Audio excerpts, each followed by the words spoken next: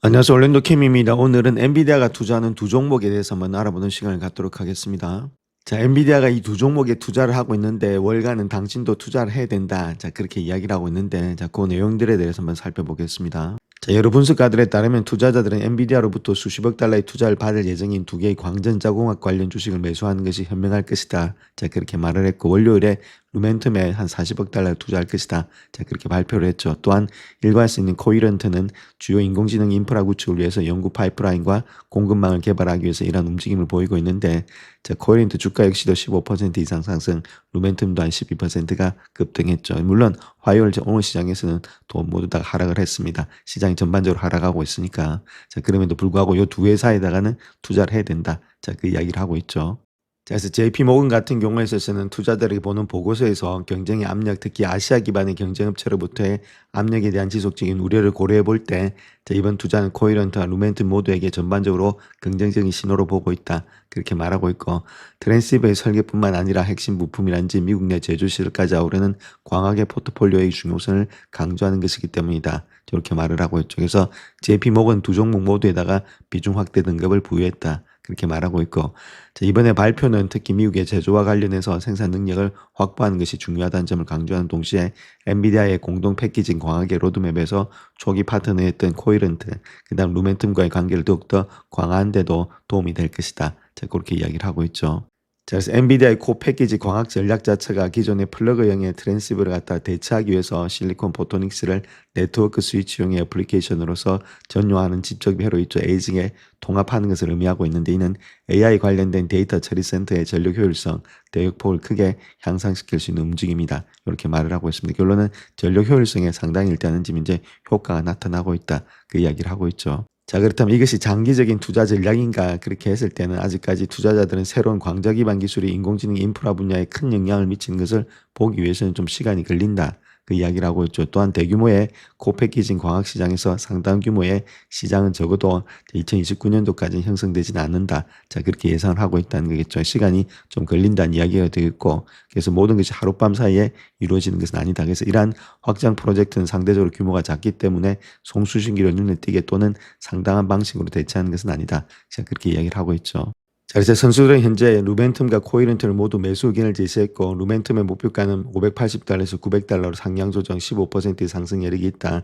자, 코이런트의 목표 주가도 300달러에서 375달러 조정해서 25%의 상승 전망이 있다. 이렇게 말하고 있죠. 이는 1년 동안이고 또 장기적으로 보면 더 많이 상승이 가능하다. 그 이야기를 하고 있습니다. 자, 그래서 엔비디아의 두 광전자공학 기업에 대해서 상당한 투자는 궁극적으로 더 크고 건전한 생태계를 지원을 하고 광약 분야의 주주들에게 훨씬 더 나은 장기적인 수익을 안겨줄 것이다. 그렇게 말을 하고 있죠. 자, 그런 가운데 있기 때문에 아무래도 조금 더 주가의 상승 여력은 있지 않겠는가. 자, 그 다음 또 가장 중요한 것은 루멘텀과 코이런트 또한 올해에 S&P 500 지수에 편입될 가능성이 많다. 자, 그렇게 했을 때는 아무래도 패시브 자금 이런 것들이 들어올 가능성도 있다. 그 이야기를 하고 있죠. 자, 그래서 지금까지 나왔던 뉴스 내용을 갖다가 이야기가 쉽지가 않죠. 그래서 이런 애니메이션을 통해서 하고 있으니까 여기 거부 가능을 받지 마시고 이것도 그냥 나온 자료는 아니고 PDF 자료라든지 이런 것들 많이 넣어서 나온 자료니까 얘들이 이야기하면 조금 더 이해하기 쉽겠죠. 그래서 엔비디아의 40억 달러의 광하게 베팅했는데 AI 인프라의 패러다임의 전화가 되지 않는가. 자, 그 이야기를 하고 있습니다. 왜 빛인가? aptic스에 왜 투자하고 있는가? 물리적인 한계와 공급망을 돌파하기 위해서 딱 세 가지인데 자, 결론적으로 이런 겁니다.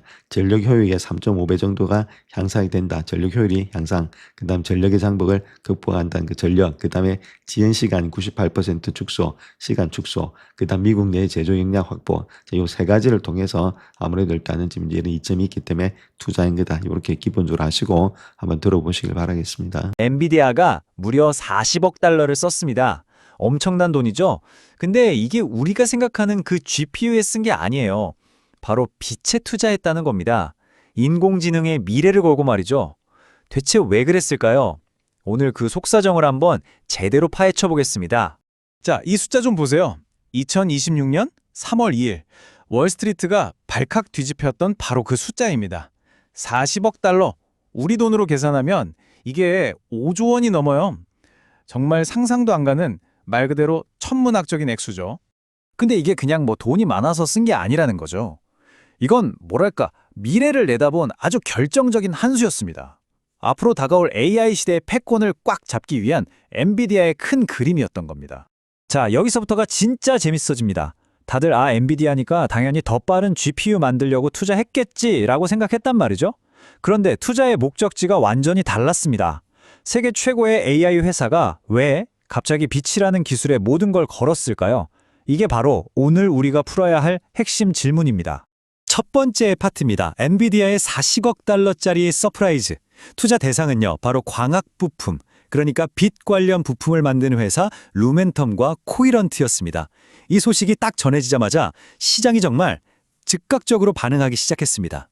이게 그냥 주가가 조금 올랐다 이런 수준이 아니었어요. 코히런트는 15%, 루멘텀은 12%, 말 그대로 폭등을 해버렸죠. 월스트리트는 이걸 보고 딱 알아챈 겁니다. 이건 뭔가 근본적인 판이 바뀌고 있구나. AI 인프라의 구조 자체가 변하고 있다는 강력한 신호로 받아들인 거죠. 그럼 도대체 왜 엔비디아는 이런 결정을 내렸을까요? 그 뒤에는요, AI 기술이 맞닥뜨린 보이지 않는 거대한 병목 현상이 있었습니다. 이게 뭐냐면 칩의 계산 속도가 느린 게 문제가 아니었어요. 진짜 문제는 데이터가 오고 가는 길, 그러니까 네트워크 자체에 생긴 심각한 물리적인 한계 때문이었습니다. 이게 바로 그 첫 번째 문제인데요. 전력 장벽이라고 부릅니다. 비유를 하나 들어볼게요. 우리가 어마어마한 최첨단 공장을 지었어요. 근데 정작 공장으로 전기를 보내는 전선이 전기를 다 써버려서 공장이 멈추는 상황 상상이 가시나요? 딱 그겁니다. 네트워크 장비가 데이터 센터 전력을 너무 많이 잡아먹어서 정작 일해야 할 GPU들이 굶주리는 현상이 벌어진 거죠. 문제가 또 있습니다. 바로 해안선 문제라는 건데요. 이것도 비유로 설명하는 게 쉬울 것 같아요. 자, 상상해보세요. 1000차선짜리 초고속도로가 있는데 출구가 아주 좁은 해안도로 하나밖에 없는 거예요. 말이 안 되죠? 칩 안에서는 어마어마한 양의 데이터를 처리하는데 막상 그 데이터를 밖으로 내보내는 물리적인 통로, 그러니까 구리선 연결부는 너무 좁고 한정되어 있다는 겁니다. 더 이상 연결할 공간이 없는 거죠. 자, 그럼 이 두 가지 거대한 물리적 장벽을 어떻게 넘을 수 있을까요? 엔비디아가 내놓은 해법은 정말 발상의 전환이었습니다. 기존처럼 전기로 데이터를 보내는 대신에 아예 빛, 즉 광자를 이용해서 데이터를 보내기로 한 겁니다. 이건 그냥 업그레이드가 아니라 패러다임 자체를 바꾸는 혁신이죠. 이 표를 보시면 왜 빛인지가 한눈에 들어옵니다.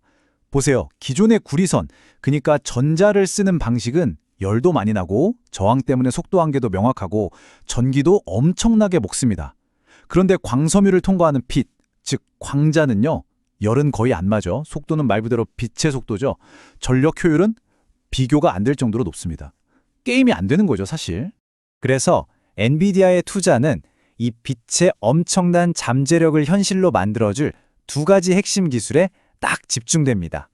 하나는 공동 패키징 광학, 줄여서 CPO라고 하고요.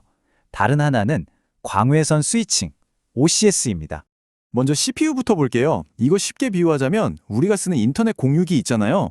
그걸 컴퓨터 칩 바로 위에 딱 붙여버리는 거라고 생각하시면 됩니다.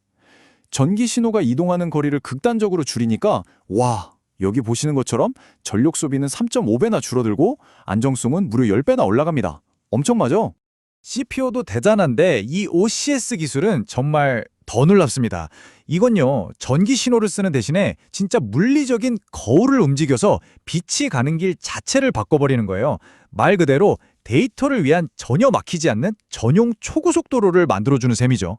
그 결과가 어떠냐고요? 전력은 65%나 아끼고 지연 시간은 98%가 줄어듭니다. 거의 제로에 가까워지는 거죠. 자, 지금까지 기술 얘기를 좀 했는데요. 그럼 이게 비즈니스 전략이랑 어떻게 연결될까요? 이걸 알아야 엔비디아의 진짜 속내를 알 수 있습니다. 엔비디아는 이 기술들을 그냥 개발하는 게 아니라 이걸로 누구도 따라올 수 없는 광자 제국을 건설하려는 큰 그림을 그리고 있는 겁니다. 이 40억 달러 투자에는 아주 명확한 세 가지 목표가 숨어 있습니다. 첫째는 아시아에 너무 쏠려 있는 공급망의 리스크를 줄이는 거고요. 둘째는 아예 미국 안에 강력한 첨단 제조 기반을 만드는 겁니다. 그리고 마지막, 이게 핵심인데 경쟁사들이 감히 넘볼 수 없는 엔비디아만의 폐쇄적인 생태계, 즉 통합 시스템을 만들어서 최고의 성능을 뽑아내겠다는 거죠. 이 표를 보면 엔비디아가 얼마나 치밀하게 움직였는지 알 수 있습니다. 두 회사에 투자한 방식이 달라요. 보세요. 루멘텀에는 나중에 주식으로 바꿀 수 있는 전환 우선주라는 걸로 투자했어요. 이렇게 하면 당장의 반독점 심사도 피하면서 핵심 부품을 선점할 수 있거든요. 아주 영리하죠. 반면에 코히어런트에는 그냥 보통주를 사들여서 생산 라인을 확실히 장악하고 가격 경쟁력까지 확보한 겁니다. 모든 게 다 계획된 움직임이었던 거죠. 이 모든 움직임은 결국 이 업계의 또 다른 거인 브로드컴과의 정면 대결로 이어질 수밖에 없습니다. 두 회사의 전략이 완전히 정반대거든요. 엔비디아는 하드웨어부터 소프트웨어까지 썩 다 자기들이 만들고 통제하는 폐쇄적인 시스템으로 최고의 성능을 지향하고요. 반면에 브로드컴은 메타나 구글 같은 고객사들이 우리 칩은 우리가 알아서 만들게 할 수 있도록 도와주는 개방형 생태계 전략을 씁니다. 말 그대로 두 거인의 빅매치가 예고된 셈이죠. 자, 이제 마지막 파트입니다. 그럼 이 엄청난 투자가 과연 시장과 기술의 미래에 어떤 의미를 가질까요? 한번 그 장기적인 그림을 들여다보겠습니다. 일단 단기적으로는 아주 강력한 호재가 하나 있습니다. 바로 S&P 500 지수 편입 가능성인데요. 이게 뭐냐면 두 회사 몸값이 이제 S&P 500에 들어갈 만큼 커졌다는 거예요. 만약에 실제로 지수에 포함되잖아요. 그럼 지수를 따라 움직이는 어마어마한 규모의 펀드 자금들이 좋든 싫든 이 주식을 자동으로 사야만 합니다. 돈이 쏟아져 들어오는 거죠. 하지만 너무 흥분하기 전에 좀 냉정한 목소리도 들어봐야겠죠. 한 증권사 분석가는 이런 얘기를 합니다. 이 모든 게 하룻밤 사이에 일어나진 않을 겁니다. CPU 같은 기술이 진짜 시장의 대세가 되려면 데이터 센터 인프라가 싹 바뀌어야 하는데 그게 시간이 걸린다는 거죠. 그래서 적어도 2029년은 되어야 본격적인 시장이 열릴 거라고 봅니다. 그러니까 이건 단기적인 유행이 아니라 아주 먼 미래를 보고 던진 장기적인 한 수라는 의미입니다. 그럼에도 불구하고 월가의 믿음은 아주 확고해 보입니다. 이 그래프를 좀 보세요. 시간이 걸릴 거라는 걸 알면서도 애널리스트들은 루멘텀과 코히런트의 목표 주가를 엄청나게 올려잡았어요. 미래에 이 회사들이 만들어낼 가치가 워낙 크니까 지금 그 가치를 미리 반영해도 충분하다 이렇게 판단한 거죠. 이 타임라인이 엔비디아가 그리는 큰 그림을 딱 요약해 줍니다. 보세요. 2026년에 40억 달러 투자로 포문을 열고요. 2027년에는 이걸 적용한 차세대 시스템이 나오고 그리고 마침내 2029년쯤 되면 CPU 시장이 본격적으로 꽃을 피울 거라는 이런 단연간의 로드맵인 셈입니다. AI 혁명 그 시작은 분명 반도체, 그러니까 전자의 흐름이었습니다. 그렇죠? 하지만 오늘 우리가 쭉 살펴본 것처럼 그 미래는 어쩌면 물리적인 한계를 훌쩍 뛰어넘는 빛의 속도로 쓰여질지도 모르겠습니다. 그리고 엔비디아의 이 거대한 베팅은 바로 그 질문에 대한 가장 확실한 대답이 아닐까요? 자, 루멘텀 한번 보겠습니다. 루멘텀의 EPS 있죠. 자, EPS를 봤을 때는 지금 2016년도 있죠. 이때가 7.6입니다. 그랬다 2017년도가 14.37. 그러니까 상당히 많이 늘어나고 2018년도가 16.98. 즉 말해서 2028년도까지는 계속해서 달리는데 즉 2027년도가 피크가 되지 않겠는가 이렇게 보고 있죠. 그렇다면 2016년도 말이라든지 2017년도 중반까지는 좀 달리지 않겠는가. 자, 그렇게 볼 수 있겠습니다. EPS가 그 정도로 상승되고 있으니까. 자, 마찬가지로 지금 매출 한번 보겠습니다. 매출도 2010년도가 2.88, 그 다음 4.66, 5.96으로서 2028년도에 많이 올라가죠. 자, 그런데 2017년도에서 2028년도는 증가 폭이 없는데, 자, 아무래도 2017년도까지 두 배로 뛰니까, 요때가 일단 피크가 될 가능성이 많이 있다는 겁니다. 그래서 주가 자체가, 자, 가면은 요 말까지 아니면 조금 더 간다면 2010년도 중반까지 달릴 수 있지 않나, 자, 그렇게 보여지고 있습니다.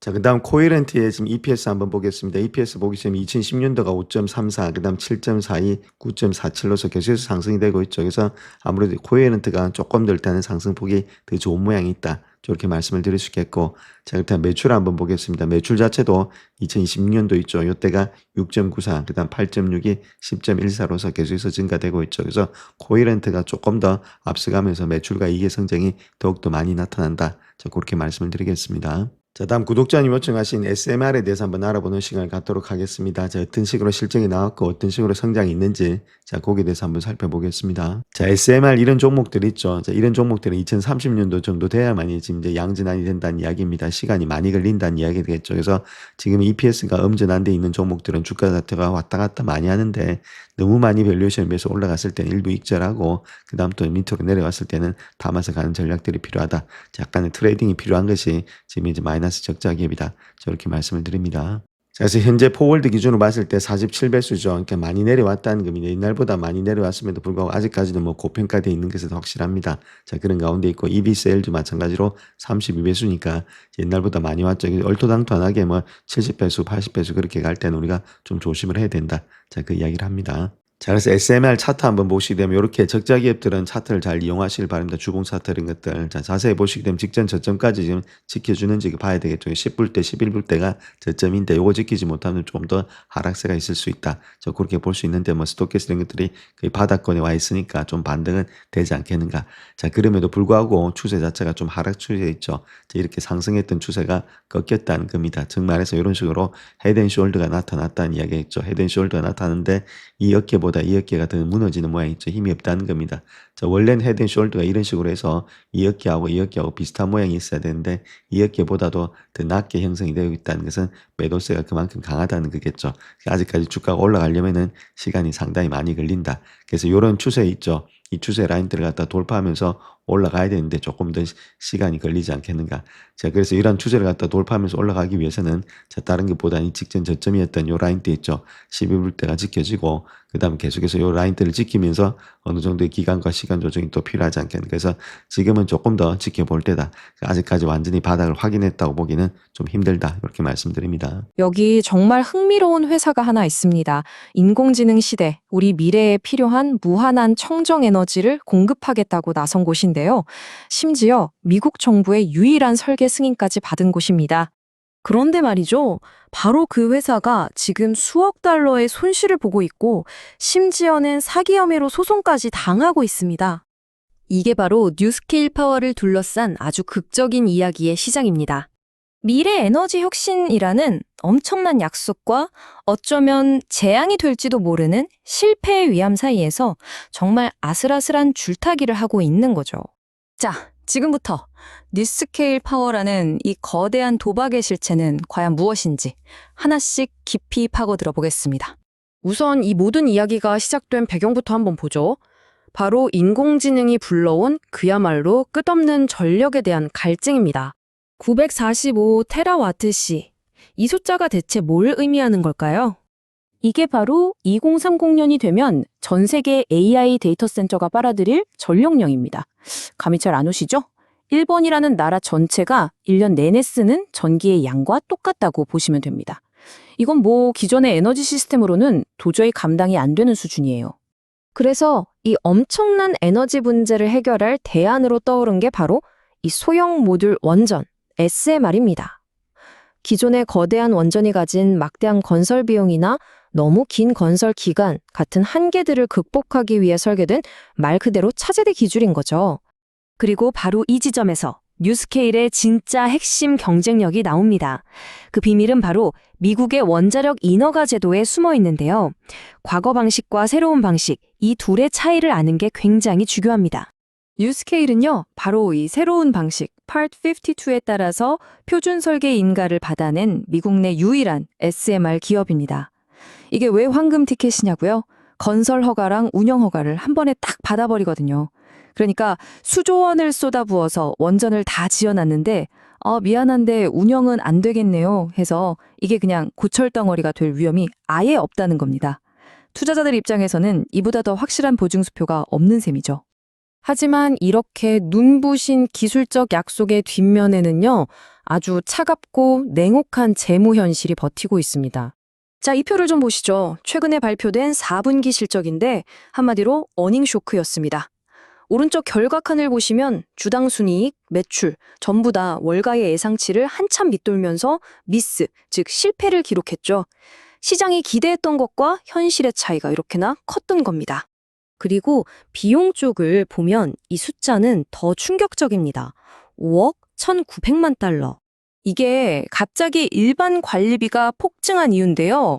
뭐냐면 핵심 파트너사인 엔트라원이라는 회사에 아직 확정된 계약서에 도장도 안 찍었는데 성공 보수 명목으로 4억 9,500만 달러, 우리 돈으로 거의 7천억 원에 가까운 돈을 미리 줘버린 겁니다. 바로 이 결정이 나중에 법적 분쟁의 씨앗이 되죠. 근데 정말 아이러니한 건 회사가 가진 현금은 사상 최고치라는 거예요. 13억 달러나 되죠. 하지만 이 돈은 어떻게 마련했냐? 바로 엄청난 양의 새로운 주식을 찍어내서 그러니까 기존 주주들의 지분 가치를 떨어뜨리면서 확보한 겁니다. 살아남기 위한 천금을 얻는 대가로 주주들이 희생을 한 셈이죠. 바로 이게 비평가들이 우려하는 죽음의 소용돌이 시나리오입니다. 실적이 나빠서 주가가 떨어지면 회사는 돈이 필요하니까 주식을 더 많이 찍어내야 하고 그럼 주주 가치가 또 떨어져서 주가가 더 하락하고 이런 악순환에 빠질 수 있다는 거죠. 물론 뉴스케일 혼자 이 시장에서 뛰는 건 아닙니다. SMR 시장은 지금 그야말로 헝거게임이나 다름없어요. 이 표를 보시면 주요 경쟁자들이 한눈에 들어옵니다. 뉴스케일이 규제 통과라는 막강한 무기를 가졌다면 GE 히타치는 압도적인 가격을, 빌 게이츠의 테라파워는 에너지 저장이라는 독특한 기능을, 엑스에너지는 산업 현장에 바로 쓸 수 있는 고온 증기를 장점으로 내세우고 있습니다. 각자 무기가 다 다른 거죠. 자, 그리고 이게 뉴스케일의 가장 큰 약점, 아킬레스건입니다. 바로 비용이죠. 과거 프로젝트 기준으로 추정해본 뉴스케일의 건설 단가가요. 경쟁사인 GE 히타치가 목표로 하는 비용의 거의 10배에 육박합니다. 작게 만들어서 싸게 짓는다는 SMR의 근본적인 존재 이유 자체를 흔들어 버리는 수저입니다. 이제 이 회사의 운명을 결정지을 두 개의 거대한 힘, 바로 소송이라는 리스크와 거대 프로젝트라는 생명선이 어떻게 정면으로 부딪히고 있는지 살펴보겠습니다. 지금 뉴스케일을 상대로 진행 중인 집단 소송에서 나오는 핵심 주장이 바로 이겁니다. 한마디로 뉴스케일의 핵심 파트너라는 엔트라원, 알고 보니 아무 실적도 없는 신생기업 아니냐는 거죠. 그런데 말입니다. 바로 그 논란의 파트너사가 이 어마어마한 숫자를 책임져야 합니다. 6기가와트. 네, 엔트라원은 미국 역사상 가장 큰 원자력 프로젝트 중 하나인 테네시강 유역개발청과의 6기가와트짜리 사업을 이끌어야 합니다. 정말 욕설적이죠? 회사를 무너뜨릴 수도 있는 바로 그 리스크가 동시에 회사를 살릴 유일한 희망이기도 한 이 상황. 이게 바로 뉴스케일의 현재 모습입니다. 그런데 이 복잡한 방정식에 갑자기 모든 판을 뒤엎어 버릴 수 있는 외부 변수, 일종의 와일드 카드가 등장합니다. 바로 지정학적인 문제죠. 전 세계 SMR 시장을 넓게 보면요. 사실 미국은 러시아나 중국의 국영 기업들한테 한참 뒤처지고 있는 상황입니다. 이게 단순히 기업 간의 경쟁 문제를 넘어서 국가 안보의 문제로까지 여겨지고 있는 거죠. 바로 이런 구도 때문에 미국과 일본이 손을 잡고 AI와 국방 인프라를 강화하기 위해서 5,500억 달러, 우리 돈으로 약 8천조 원에 달하는 거대한 전략판들을 만들었습니다. 그리고 이 타임라인에서 우리가 주목해야 할 부분은 작년 10월, 바로 그 논란의 엔트라원과 뉴스케일 연합이 공식 투자 후보 명단에 이름을 올렸다는 겁니다. 그리고 곧 원자력에 포함된 이철 투자 발표가 임박해 있어요. 이 펀드를 통해서 엔트라원과 뉴스케일 연합이 받을 수 있는 잠재적 투자금이 무려 250억 달러, 약 36조 원에 달합니다. 만약 이 돈이 실제로 들어온다면 뉴스케일이 겪고 있는 자금 문제나 파트너에 대한 신뢰도 문제 같은 것들이 한 방에 해결될 수도 있습니다. 자, 이제 맨 처음 던졌던 질문으로 다시 돌아왔습니다. 과연 뉴스케일은 누구도 넘볼 수 없는 규제라는 성을 쌓아 올린 선구자일까요? 아니면 막대한 현금만 태우다가 죽음의 소용돌이로 빨려 들어가고 있는 실패한 도박일까요? 아마 그 해답은 곧 현실이 될 구속력 있는 계약서와 지정학적 자본이 어디로 흐를지에 달려있을 겁니다. 영상을 끝까지 시청해 주셔서 감사합니다. 영상이 도움이 되셨다면 구독과 좋아요 부탁드립니다. 감사합니다.